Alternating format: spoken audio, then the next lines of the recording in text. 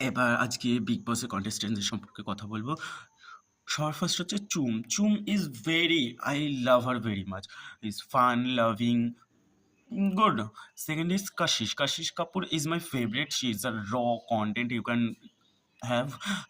I like her very much. Third is Karanveer. Karanveer Mehra is love, mature and mature guy. বুদ্ধি আছে অনেক, তারপরে strong, তারপরে Isha. I don't like her at all. Isha is very overrated. Chahat is sometimes good, sometimes bad. আর কে আছে ভিভিয়ান, ও তো আমি বাবার জন্য ওকে চিনতামই না, কিন্তু জানি না ও কিছুর জন্য ফেমাস, ও তো বলে বলে ফেমাস।